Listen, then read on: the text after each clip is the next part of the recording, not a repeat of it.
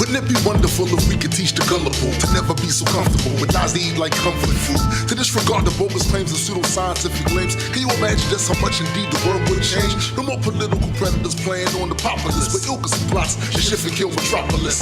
No more villains with the title in the Bible holding phony temper Bibles like the stuff they teach is vital.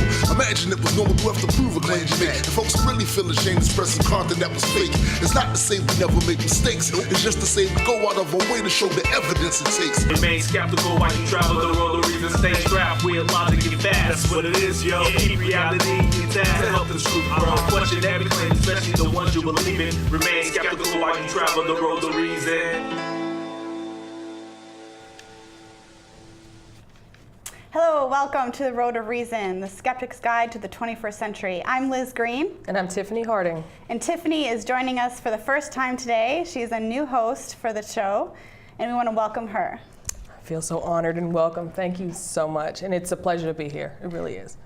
And first, we're going to talk about the news, and then we're going to get into a little bit about Tiffany. And we also have Dan Courtney here, who is an atheist activist and has a lot to say about the town of Greece versus the Galloway? Galloway, yes. The town of Greece versus Galloway. And so he's going to be here talking to us as well.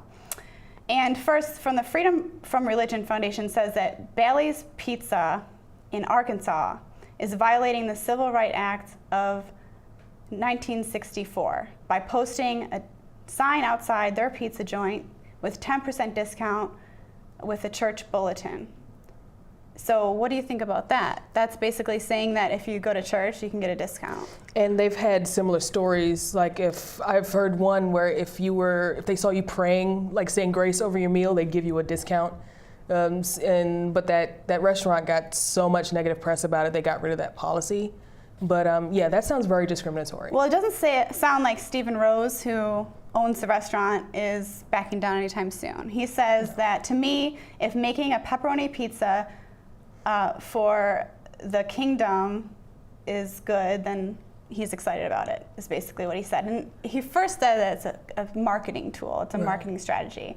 But for the kingdom? Obviously, he has other motives. Right, it sounds a little arrogant, but I want to know what this kingdom is, like the kingdom of Saudi Arabia, the kingdom of whatever, but it just seems really, really self-aggrandizing to me. Yeah.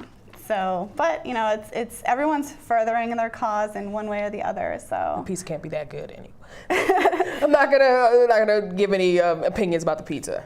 But, so what do you got now? We have some news from Florida or from. No, I was gonna talk about Kevin Sorbo just really quickly. I don't know if you know. I mean, everyone knows him. He was Hercules 20 years ago, and he was in the recent movie God Is Not Dead, where he plays the ridiculous atheist caricature professor who told the kid that he couldn't graduate or pass his class unless he disavowed God. But anyway, he had some really, really nasty things to say about atheists, and I just thought it was interesting that he felt that we're angry, and he doesn't understand why we're so angry about something we don't believe in. I just thought that was really interesting. I don't think he understands what atheism is. I think he sees it as a religion almost. And he also said that he hopes his movie will convert people from atheism to agnosticism. Nice. Yeah, he's looking out for us is what I feel. Well, I mean, I consider myself a pretty happy atheist. Yeah. I went through my phase. Well, yeah, we all went through our angry phase when it's like waking up for the first time. But I think we were talking earlier that I think he should play a new character called Straw Man. Because he puts up the suit and he'll be a new superhero named Straw Man. Yeah, right. To put up these really ridiculous sort of caricatures of what he thinks atheists are. Yeah. And what else we have in the news? We have the CFI. We're going to show CFI clips in a little bit. Right. That will be some news as well. Right. But since you're new and everything, can you tell us about your history and how you became atheist and everything like that? I've been something of a non-believer for about 20 years now. I didn't really get into the community until probably when I was in college, because I went to an all-black college. You know, I'm black if you didn't notice, but I went to an all-black college, and it started Morgan State University. It started out as a seminary for newly freed slaves, and so that culture of religion has been there for all those years. So when we used to do these round tables at the school where people of different faiths, it was almost, it's not like it was a Christian school, but as long as you had a faith, they were happy. And so I was the first one to actually speak for atheists, and this was when I was starting to be open about Well, when did you atheism. decide to become atheist? Or, I guess it's not really a decision. No, it's not a decision. It's more of a Either are, you realization, are, yeah. is what I think. So. But I will put it this way. I can remember when doubt set in, and I was 12 years old, and it was 1992. I will never forget it. I was 12 years old. We were getting baptized, my brother and I. And I had my hair flat ironed. I had a brand new outfit. We had gone through 3 months of school and religious lessons, had a new dress and all this, and I was so excited. And there were many other people that day getting baptized. And at my old church, they actually did the full immersion baptism. And so my heart was pounding as I stood at the edge of the font, and the Reverend, who I loved, you know, I'd known him for my whole life, and he finally dunked me, and oh yay, and you're a Christian. And then we all stepped out, and I remember standing in the hallway, like completely soaking wet, and everybody else around me in their best clothes, in this white robe, completely soaking wet, thinking how ridiculous. He's like, what are we doing here? Yeah, right. What are we? And my brand new hair had been and your pressed, hair got ruined. and my hair got ruined, and everyone was acting like this was the best thing that ever happened in their life. And I just remember being 12 years old, standing there, this isn't not right. This isn't yeah. right. I don't understand. And it's not like I had bad, experiences in church. I love church. It just I decided to start thinking differently. It just wasn't. Things weren't falling into place. And that sounds very typical from a lot of people's stories. And before we get to our guest, Dan Courtney, I'm really from excited Rochester, New York, to talk to him. So great. I wanted to just mention the whole eHarmony experience that you had, because everybody knows if you're single and you're a female and you're an atheist, you know that it's kind of hard to meet some people. Yes. And also, why is it that every atheist guy seems like a libertarian? What is up with that? Why can't we find some nice atheist Democrats out there? There's got to be someone that, but it just seems like every single guy. I don't understand it. Because it's not a political thing.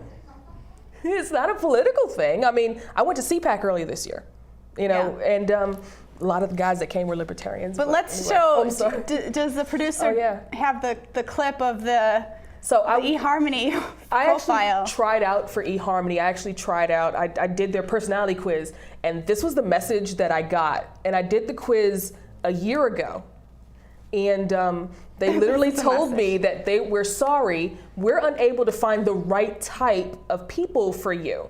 And I answered all of their questions. Then come to find out, they discriminate against atheists and homosexuals because the leader is a Christian or something. Yeah, well, but then again, do you really want to pay money to a dating website? Let's just go out and It's true, let's go have out. some fun, and I'm sure social interaction. Eventually we'll meet someone that can could talk to us as equals. Yeah, but, right.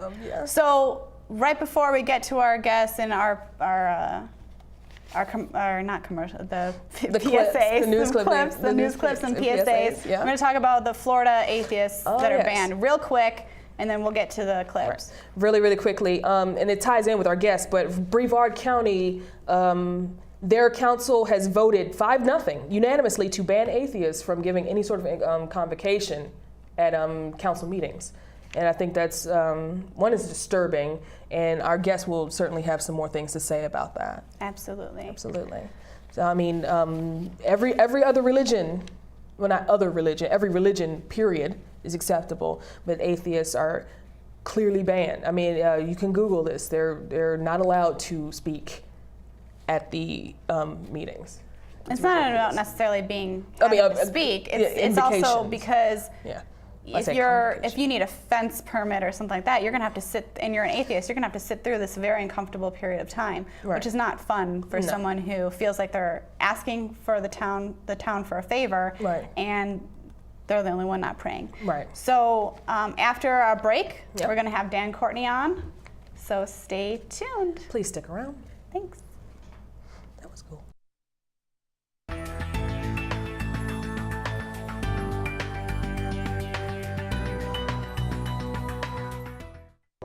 CNN reported on September 27th that a Philadelphia priest had been arrested 2 days earlier for repeatedly raping an altar boy. Father Brennan is accused of rape, involuntary deviant sexual intercourse, and aggravated indecent assault over a 3-year period.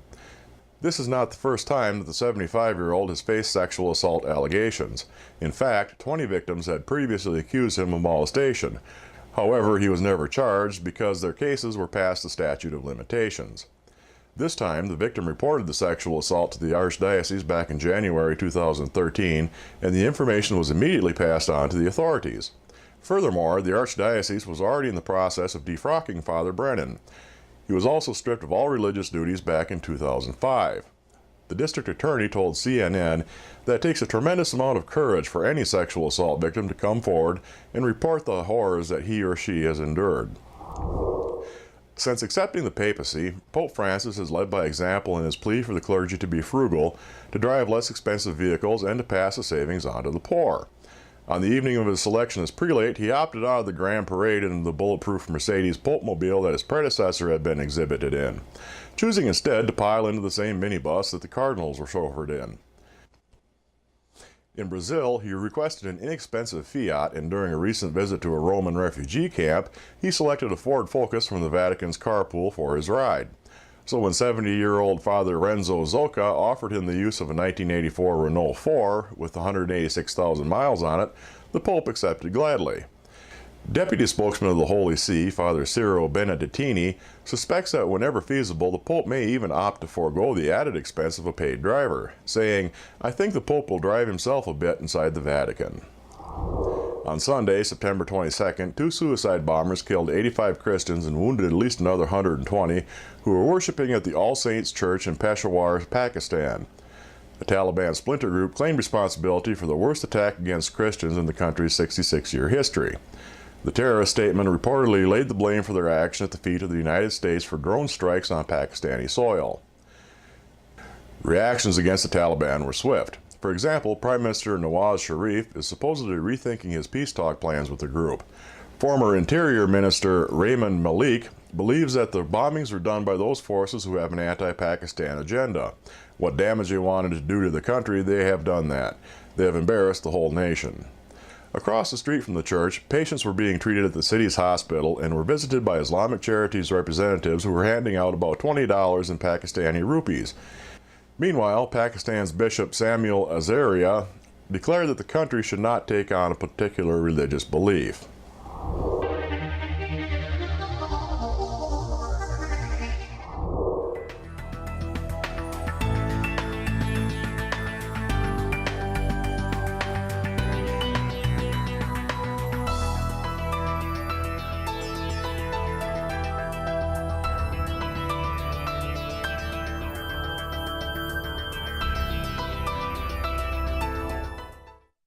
This is Richard Dawkins. Doing commercials is unfamiliar territory for me, but I'm inviting you to watch Road to Reason, a skeptic's guide to the 21st century, on Fairfax Public Access every Sunday. Each week the hosts tackle wishful thinking, religion, pseudoscience, and the harm they cause, with a combination of facts, humor, and community involvement. They challenge believers to defend their faith and give you, the skeptic, a voice. With live call-ins for viewers and streaming on the World Wide Web, there's never a dull moment. Don't wait. Look at them now on Facebook and YouTube, and remember to watch Road to Reason, a skeptic's guide to the 21st century, or there'll be hell to pay.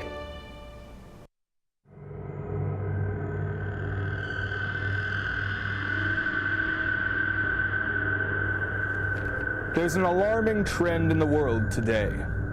Everywhere you go, people are saying that cinema is dead. But cinema is not dead. My name is Count Simon Gauntley, and on my television program, Count Gauntley's Horrors from the Public Domain, I make it my mission to resurrect forgotten film classics. I promise to dredge the sewers and ford the stagnant streams of film history to ensure that no film is truly lost to the ages. Count Gauntley and FPA, keeping cinema alive! Alive! Alive! Well, even though Joseph's been gone 18 months, we've made the decision to keep all his things as they were when he was here last. I finally just packed his toothbrush away like 6 months ago. It had been sitting on the counter in the bathroom. And I was cleaning the bathroom one day and I just thought, okay, it's time to put the toothbrush in the medicine cabinet.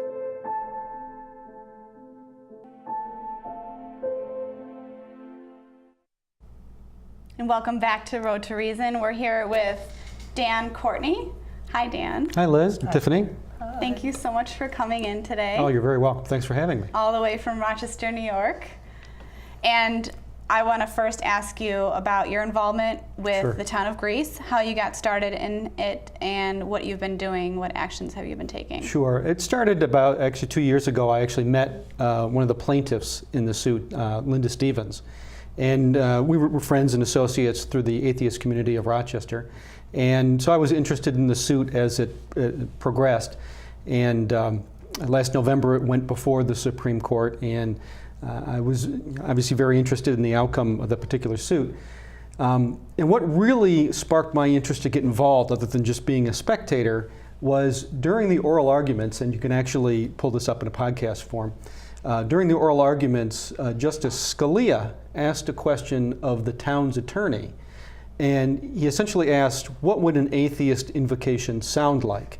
And the town's attorney, his response was, well, they would invoke, and Scalia says, well, they'd invoke what?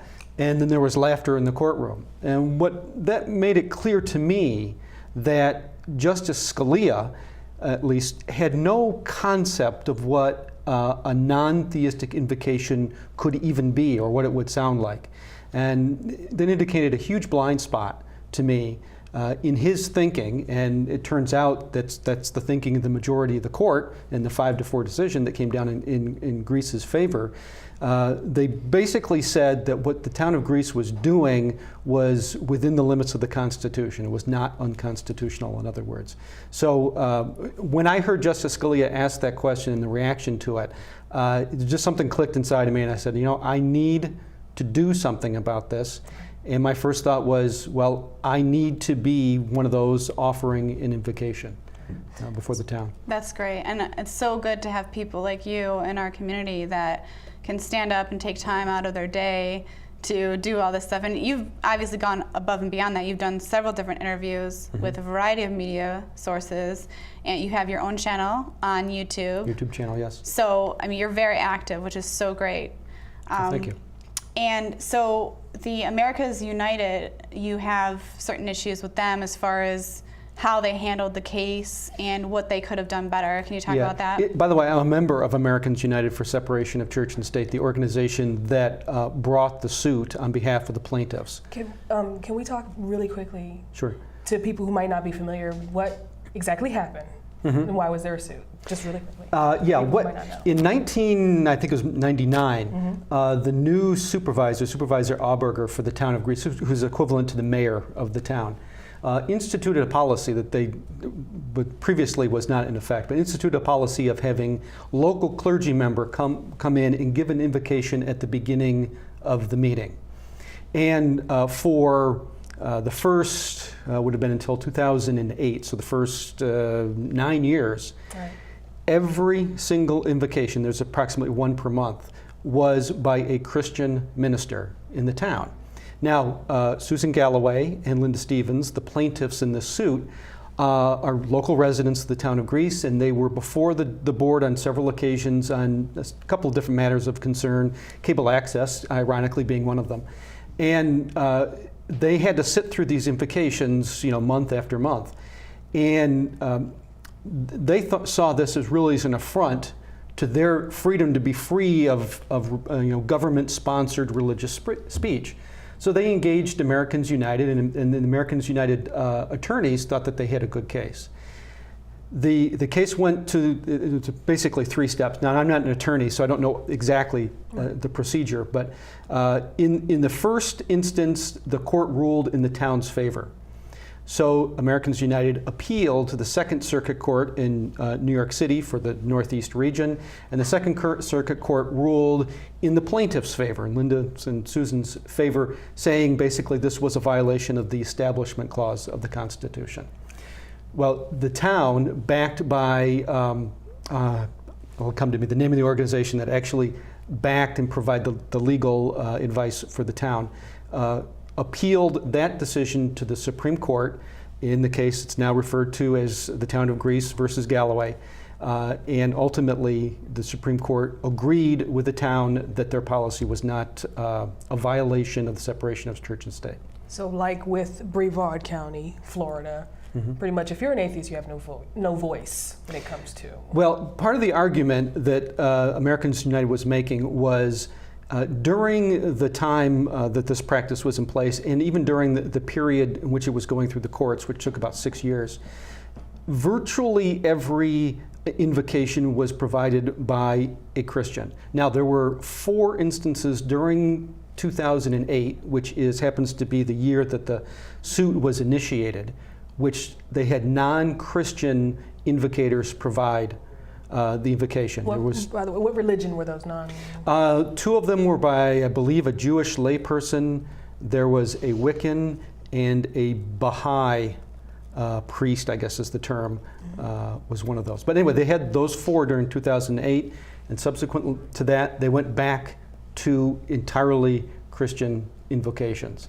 So in any event, the point that Americans United was trying to make was that the way that the town of Greece was proceeding was to, in effect, create a system which was entirely Christian in its orientation, giving the appearance that the board was endorsing a specific religion.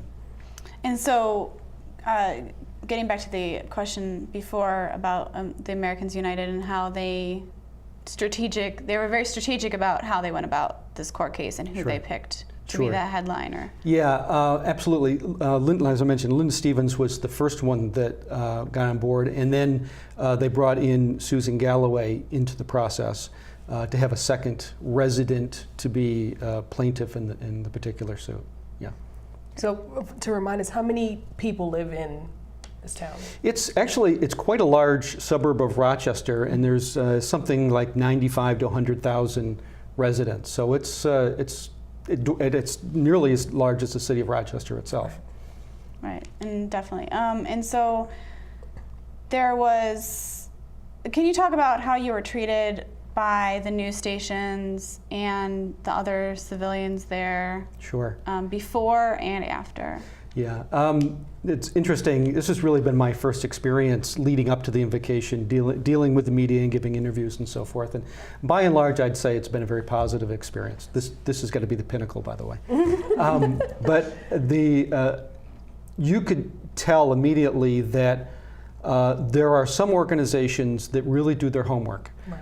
They were familiar with the case. They asked good, intelligent questions, and you could really have a discussion with them. And by the way, the public radio station in Rochester did an excellent job. Of course, WXXI. Yes. I hear a butt coming. If I ever win the lottery, they're getting all of my money. Yeah, well, I'll give another quick plug, because I'm actually appearing back on Evan Dawson's show, which is a midday show called Connections. This coming Tuesday, I'll be sitting down with him and talking about this again. So. No, you make Rochester sound so wonderful. I have to make a trip to upstate New York. Rochester is a great city. Yeah. It really is a great city. Okay, but now the negative side is... I knew it. I knew there was a butt coming up. There are some organizations that are just interested in the sensational nature of it, and you can just sense they just couldn't imagine why would an atheist be giving an invocation, which in their mind is just a prayer.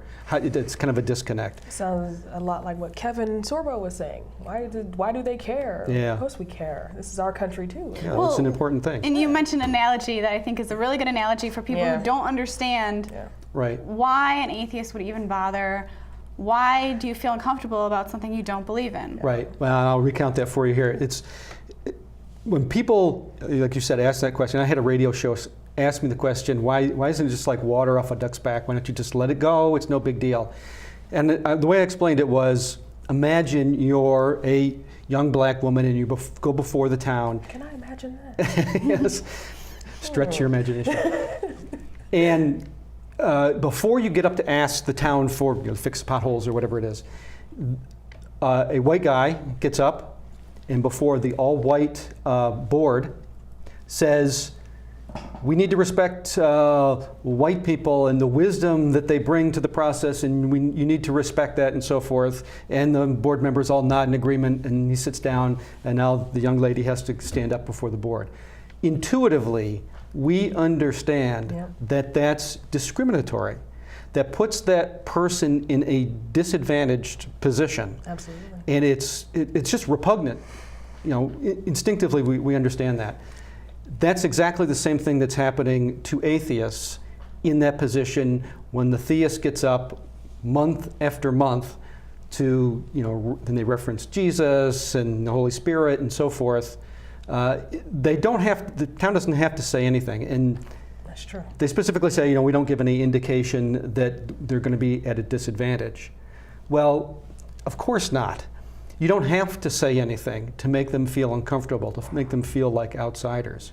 If you're a politician, for example, and you take money from a large, let's say ExxonMobil, large company, the politician doesn't say, I'm going to help you, ExxonMobil, and pass legislation in your favor. No, they take the money and then they make some argument for why they're passing legislation that's in their favor. Right. So it's really quite an insidious process that they go through. So it's difficult for non-believers to, have to endure that. And it's not like we're saying, religion doesn't, we don't want religion at all. You can have your religion, that's fine. Absolutely. Just keep it out of, try to at least keep it out of our city council meetings, try to at least keep it out of the public square. Because we're all in this together, in the government, we're all in this together. Yes, absolutely. And that's, that's one thing I try to do with my invocation, was to show that an invocation can be provided that's not divisive. Right.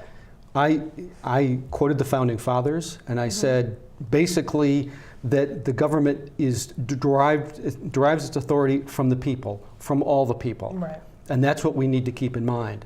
And that's, I've told other people, if you're an American, that's a message you can get behind. Absolutely. So it's not divisive at all. And we can take a look at some of the clips that we have of you doing this invocation at the town of Greece. Are we ready for that? Yep. All right. So let's take a look at that. We'll now have Mr. Dan Courtney of the Free Thinkers lead us in a moment of prayer. Mr. Courtney.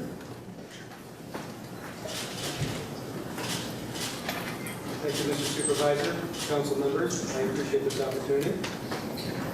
Free thinkers, atheists, non-believers, whatever term you wish to use, this group represents a significant portion of our population.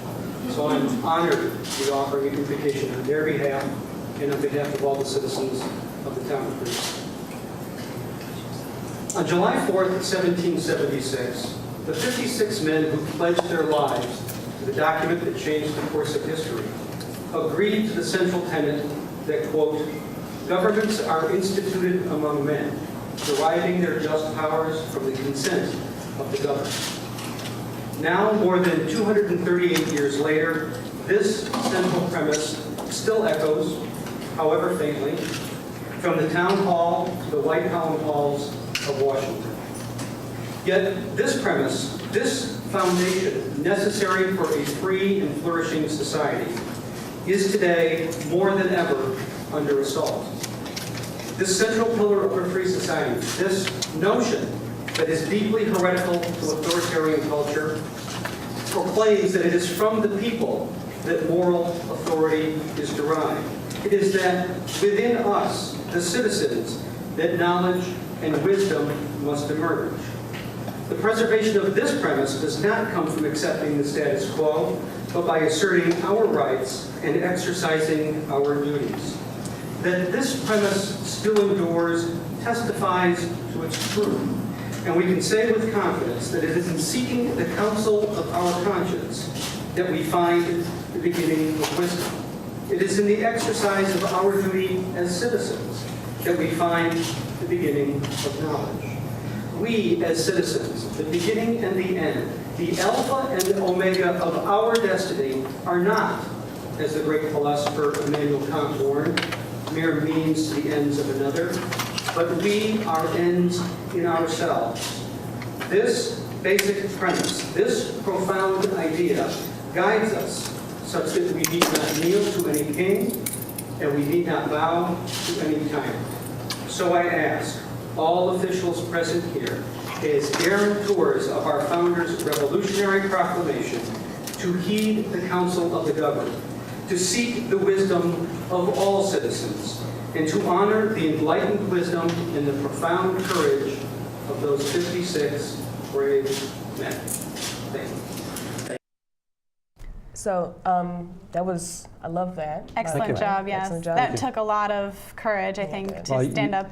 I think I did a good job of hiding how nervous I was, so that was pretty nerve-wracking, I'll tell you. Yeah, I bet. You look smooth. Thank you. Now, Appreciate it. we're going to show another clip, and this one's going to be outside after. So, But before we get to that, we want to ask about the podium situation. Oh, yes. I mean, there was a huge thing. I think when you told me that the podium was normally faced towards... Yeah, well, since 1999, every other invocation, the podium was facing the audience and not the town board. But as you can see in this clip, the audience was actually behind me and the town board was in front of me. now, do you want to tell our audience what you told us, your Sure. ideas, why they turned that clip around, and why they moved the position of the cameras? Yeah, well, I don't want to be accused of being a conspiracy theorist, but and I don't know for a fact that this is the case, but my feeling is, and I was in the room before everybody came in, when the news cameras were coming in and starting to set up, and some of the cameras started to set up behind where the board members sit, so they could film me from the front and get the podium in the picture and so forth. Makes sense. Yeah, and the police chief, who's a member of the board, came out and moved the cameras from behind the board to the side. So you can see the camera angle is from the side, and every other camera angle from every other news organization is also from either the side or slightly from behind. And my thinking is that was an intentional procedure in order to keep the cameras from viewing the town seal, which is a big round emblem on the front of the podium. Because in my opinion, I don't think that the officials wanted to be associated with an atheist giving an invocation. It's just from the side, it just looks like a line segment. Yeah, you can't tell But it's on doesn't there. everybody know that it's the town of Greece? So Sure. how is that? Well, like I said, I don't know for sure we don't. that was the thinking, but I'm certainly Occam's suspicious. razor, the simplest answer is usually the correct one. That's what they say. Yeah, we'll But I'm see. sorry. Want to get to the second? Want to get to the second clip?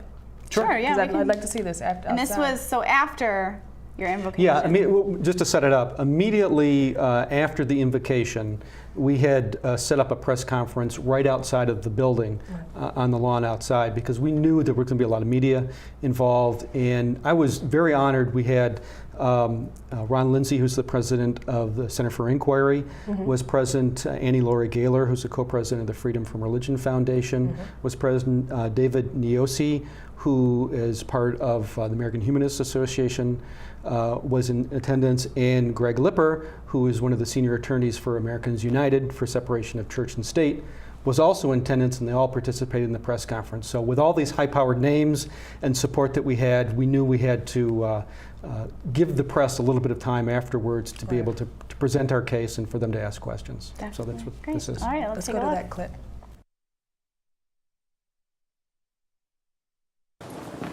We have a social contract in this country. This contract states that I won't use the power of the state to promote my religious point of view if you will also refrain from promoting yours. Unfortunately, 5 of the 9 justices of the Supreme Court recently decided that this contract no longer exists. Frankly, they're wrong. But while we can't change the court's decision, we can shift the ground from under their feet. So we just wanted to say thank you to the Center for Inquiry for providing those clips, and I think it's really great to be able to show that at the moment. They've been at the forefront of supporting this entire effort, so I agree that they've been wonderful during this entire process. Right. So. Do you think, I mean, to me, it just sounds like such an insignificant thing. First of all, the invocation sounds like such an not insignificant, but basically it doesn't need this much fanfare. Did they really need a podium out there for you, to speak? It just seems so weird to me. Probably because I'm not a religious person. Mm-hmm. But is having a non-religious person give an invocation to them so offensive that they have to? Maybe you can. Are you talking about the podium in the meeting itself? Well, outside. I mean, outside. That's giving a voice to the organizations that were part well, we of wanted this. to. That's right? something that we actually organized because we wanted to explain to the media, as you saw, why this is important, why we're doing this, and like all those folks I mentioned earlier, have a chance to explain why they're supporting this particular effort. Right. So we think that was an important thing to do. Right. I think it's really important because it allows you to expand on what that little part of what happened inside. And also, not everyone could have been inside, right? I'm assuming there were people that... There was about 100 people, and it was standing room only, so... Right, that's... Absolutely. And by the way, that's another reason shows like this are important, so we can spend a little time talking about the issues surrounding it, and people can understand the context in which this occurred and why it's very important. And right from the source, which is really good, too. Flustered. So... There was a recent change in the policy. Can you talk about that? Sure. Let me just go back to the Supreme Court decision. Mm-hmm. The town argued in front of the Supreme Court, and it was key to their argument, that anyone, at least any resident, could give an invocation. So they were saying it was open to everyone. We weren't discriminating or promoting any particular faith. In fact, and that was going into the Supreme Court. Yeah, both the written and the oral arguments before the Supreme Court, the town made that case that anyone, including an atheist, could give the invocation. And so they were also saying that at the same time, it just happened to be all Christian or mostly Christian. Right. They're saying because virtually all of the religious congregations in the town are Christian, that's why it's predominantly Christian. So, excuse me. Let me just read real quick from the ruling itself, and this will explain why the argument that anyone could give the invocation was so important. Writing for the majority, Justice Kennedy wrote, he said, if I put my glasses on so I can see this, "The town at no point excluded or denied an opportunity to a would-be prayer giver. Its leaders maintained that a minister or layperson of any persuasion, including an atheist, could give the invocation." Right. As if to make the point even stronger. I like that wording, any persuasion. Excuse me. Isn't? He goes on later and he says, "The town made it clear that it would permit any interested residents, including non-believers, to provide an invocation, and the town has never refused a request to offer an invocation." So what Justice Kennedy is doing is acknowledging the town's argument that this process, supposedly, is open to anyone. So how can it be discriminatory if anybody that requests to give an invocation can give an invocation? Right. Now, the ruling came down on May 5th, this year, and the town, previous to this, had no written policy regarding the invocation, so all the court had to go on was what the town was telling them and the actual practice. Well, since that point, and since I gave my invocation, not only have I requested to give another invocation, several other non-Christians have requested to give an invocation. At least 2 of them have been denied outright. So the fact that Justice Kennedy referred to the fact that no one has been denied is no longer true. Right. But what the town has now done in just this past Tuesday, passed a new policy, for the first time an actual written policy on this, in which they specifically exclude non-believers. So it doesn't say we exclude non-believers, but it has the effect of excluding non-believers because they're going to be establishing what they call an assemblies list of congregations within the town of Greece that are primarily religiously oriented. In fact, I'll read to make sure that I get it exactly correct. It says, "The clerk of the town board shall compile and maintain a database called the Assemblies List of the assemblies with an established presence in the town of Greece that regularly meet for the primary purpose of sharing a religious perspective, hereafter referred to as a religious assembly. So they've made it clear through this policy that if you're not a member of a religious community in the town of Greece, you're not going to be allowed to give the invocation. And it's not just about someone standing up and giving the invocation, because not everybody wants to do that or Right. has a desire to do that. You could be an atheist asking for a fence permit, right, or something like Well, that would actually come into a different part of the meeting where you're allowed to dress. It's called the public forum, where you're allowed to dress, and that really has no part in this decision. You'd have to right, sit but, through it. But you still have to sit through Oh, it. sure. That's what I was trying to get Absolutely. at. Is that you're still in that uncomfortable situation where, like you were saying with your analogy, that you're the black female in a room full of white people saying about that how awesome it is. this is Yeah. that you have to listen to everything that a white person says or something like that. Yeah. That's pretty much. It's not just about having the right or not having the right to speak. Right. It's about every regular Joe that happens to be atheist that wants to sit and get something approved. Absolutely. And excuse me, just say real quick. Justice Kagan, and by the way, there's a 5-4 decision, so there were at least 4 justices that got it. I guess I can guess which ones those were. Yeah, well, Justice Kagan wrote in her dissent, she said, when we come to town board meetings, we don't come as atheists or theists. We come as Americans. Right. And we should all be treated equally as Americans. So she understood. Sounds nice on paper, doesn't it? Yeah. So, I mean, unfortunately, those 5 justices that didn't agree with her are just blind to the idea that there's a coercive, almost insidious nature to this whole thing. And then we were talking earlier, like, what if I put a colander on my head and said that I was a pastafarian? Mm-hmm. So what happened with that?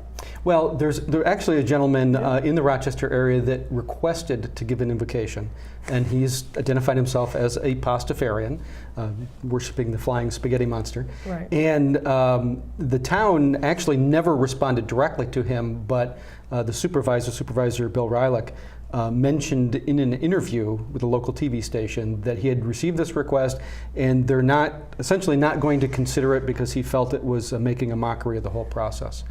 But actually, technically, under the new policy, Right. if pastafarianism, I guess, is a 501c3 nonprofit organization as recognized by the IRS, then they would have to allow them to be part of as long as at least one resident of the town of Greece is a member, Right. and they petition to be included on the list, then they should have to allow them to give an invocation. I was just thinking about how awesome that would be.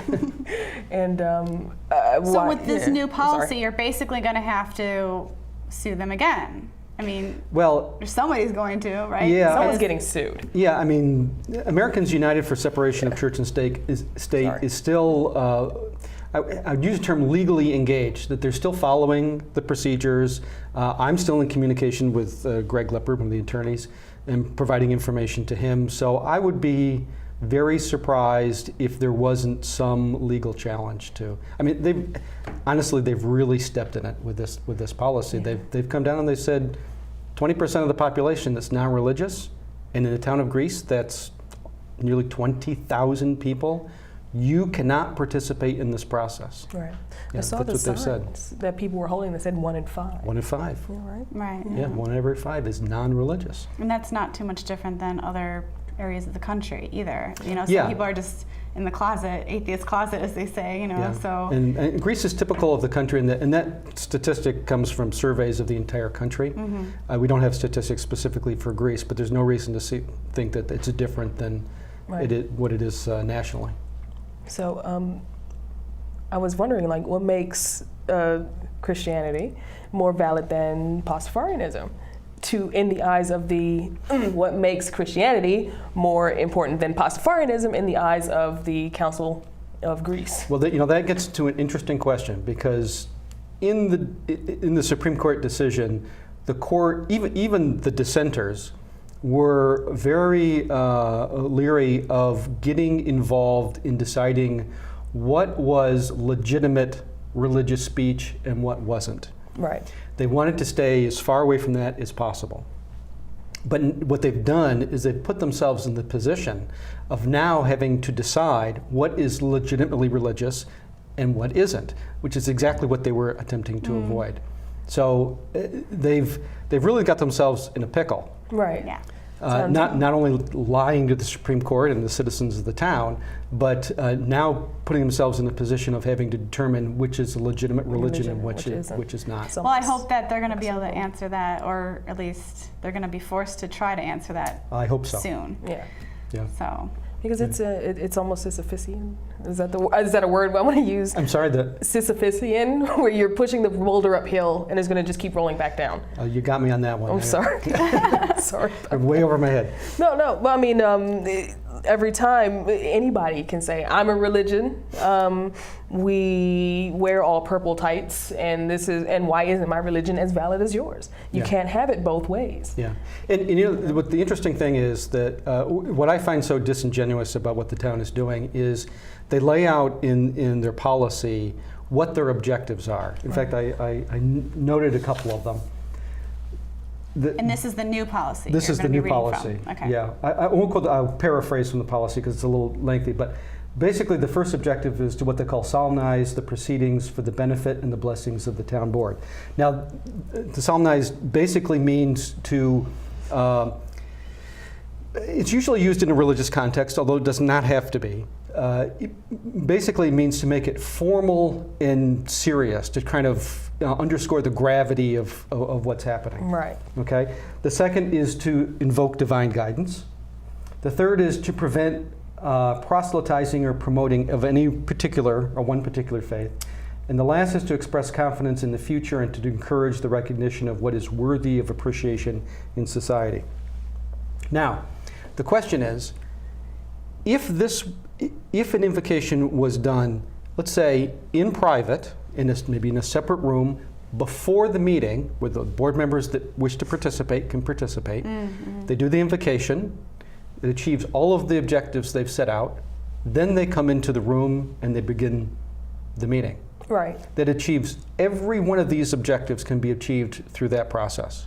Furthermore, they also say, they go on to say that no person in attendance, in the audience that is, shall be required to participate in any prayer that is offered, and that no member of the board shall indicate that participation will have any effect on the board's decisions. Of course, they're not going to say that. No. But that is Well, that's actually part of their. They're not going to say it's going to affect, but their policies. They're trying to go out of their way to say that this invocation is not going to affect the audience in any way. Well, I mean, that's to be expected. I think that they're trying to do But what they have to do. my point is, if they did this in private before the meeting itself, that would also achieve those. In fact, it would be much more preferential to do that because you eliminate the audience part of the equation completely. Right. So you wouldn't have to worry about any influence, explicit or otherwise.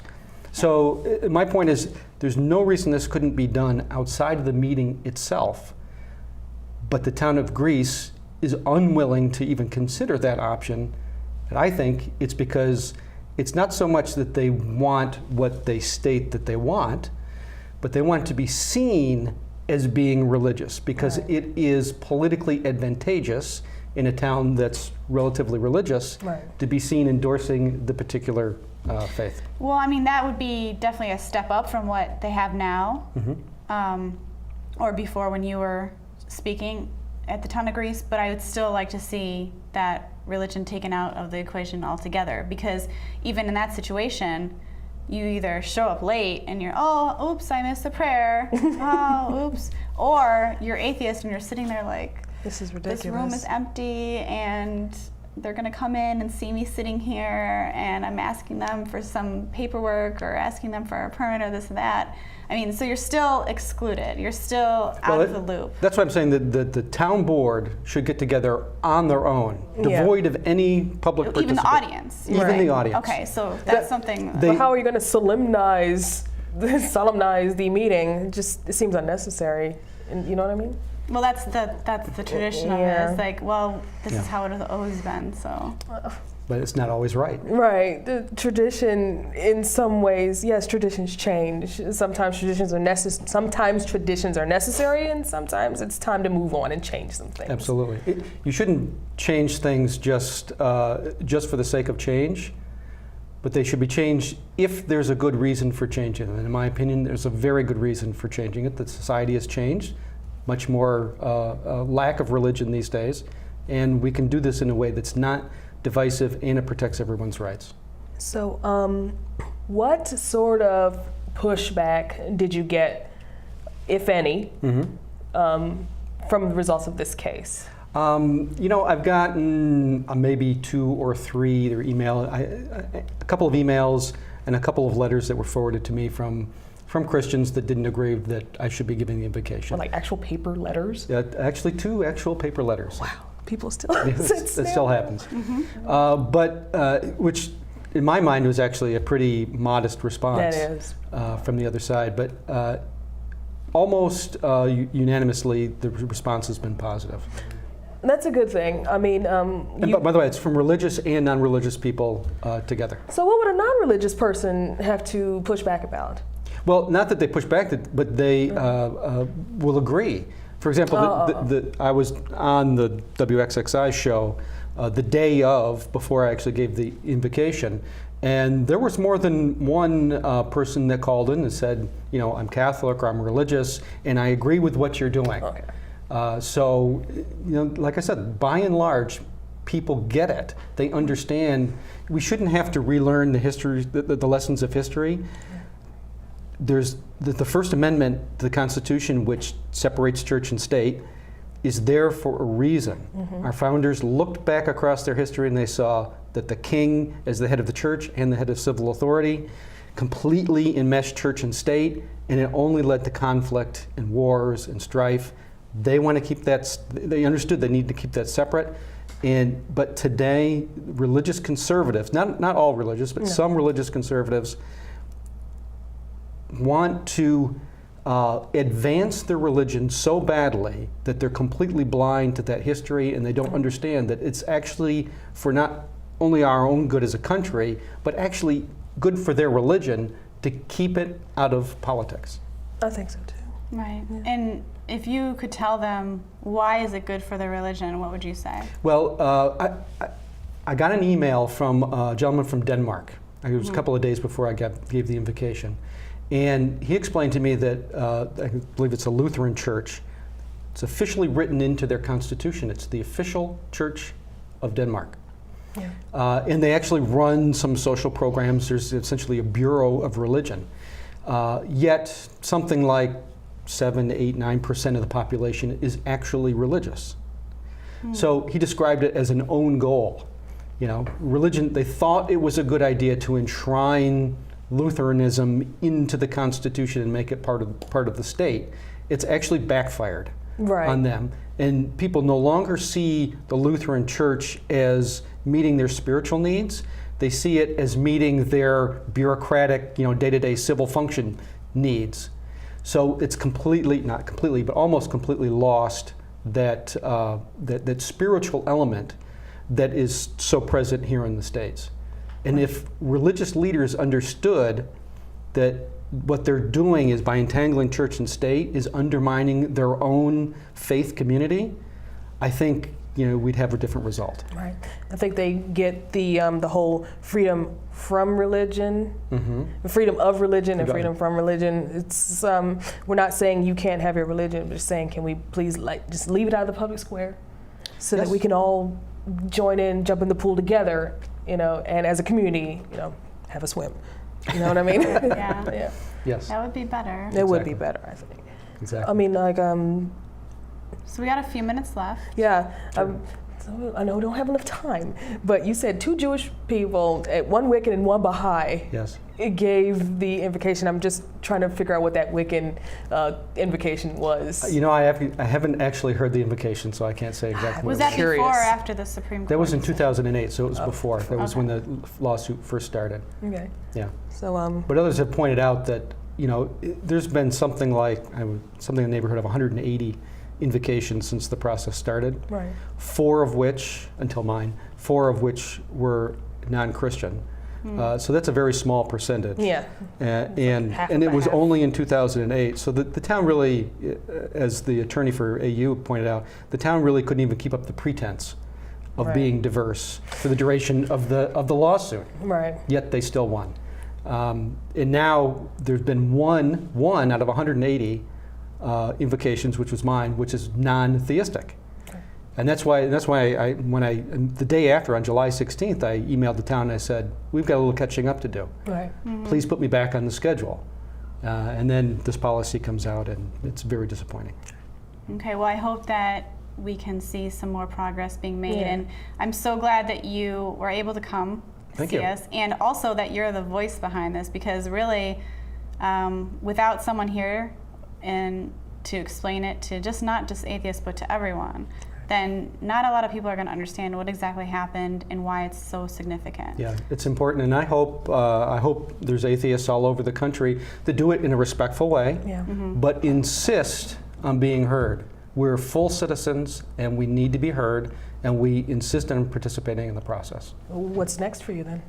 Well, I don't know where this is going to go legally. I'm not Right. actually a resident of the town of Greece, so I probably wouldn't have standing if someone was going to sue. But I'm going to keep an eye on it. I'm the Humanist Society .org has a website in which I'm registered as a secular invocator. So I've yet to get a call asking me to give an invocation somewhere else, but I'd be happy to do that if somebody Great. knows of a Excellent. board in which does invocations. I'd be happy to help out if I can. Does that mean you can marry people too? No, I'm not a celebrant. Oh, okay. I'm not a humanist celebrant. So. Just thought I'd ask. Oh, I think that'd be awesome. So after this, you're gonna keep in touch with the AU and all these other organizations. And us. And Sure. yeah, well, that'd be great too. And of course, thank you for coming on, and thank you again to the CFI for allowing us to show those clips on today's show. And I wish you all the best. Thank you very much. Thank you so much. You're welcome. I'm just kidding. Thank you so much for coming with us. Thanks. You guys do a great job. Thanks. I mean, we try. And I mean, there's a lot to this story, and there's a lot to the tradition of invocation. There's a lot to the tradition of just religion in our public square. And I think more people like you come out and point out how silly it can all be sometimes. That's really important, I believe. Yeah, there's a lot of us out there, and they just need to stand up and be heard. Absolutely. They need to wear their pins and stand out. I'm gonna get me one of those. So, so thank you. Thank you so much. See you next time. Bye.